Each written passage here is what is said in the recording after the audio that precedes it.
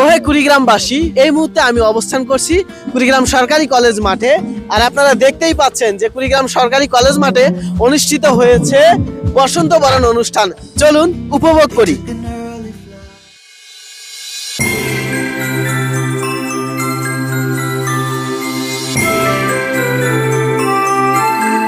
পহেলা ফাল্গুন 1432 বাংলা সনের এই রঙিন বিকেলে বসন্তের আনন্দে মুখর হয়ে উঠেছিল কুড়িগ্রাম সরকারি কলেজ প্রাঙ্গণ।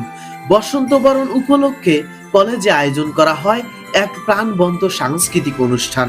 বসন্তের এই আয়োজন ছিল রং, সুর আর তারুণ্যের এক প্রাণবন্ত মিলন মেলা, যেখানে প্রতিটি মুখে ছিল আনন্দের দীপ্তি।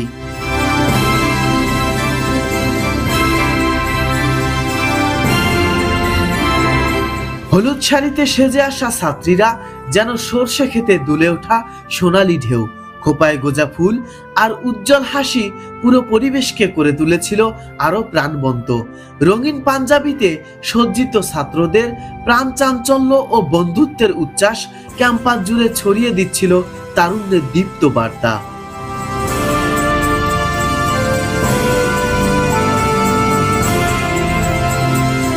গান আর কবিতা আবৃত্তিতে জমে ওঠে সাংস্কৃতিক পর্ব।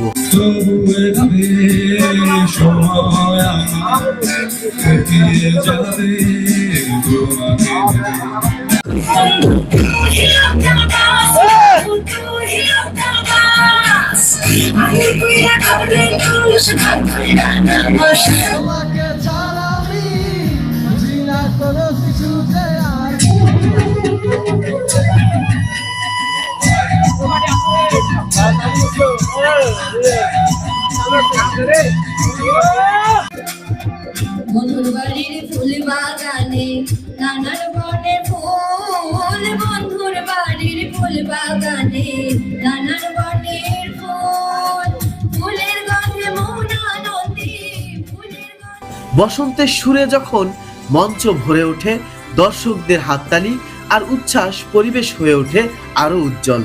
কবিতার প্রতিটি পঙ্ক্তি যেন নতুন স্বপ্ন আর ভালোবাসার কথা মনে করিয়ে দিচ্ছিল।